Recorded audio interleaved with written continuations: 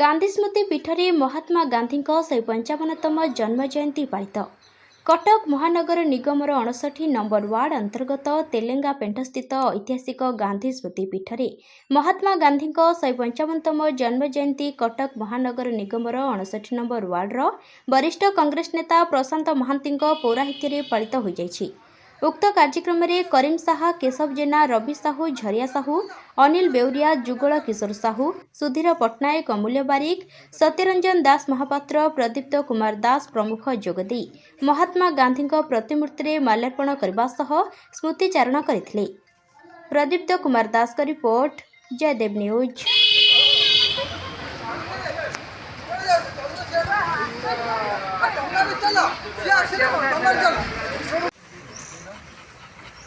रही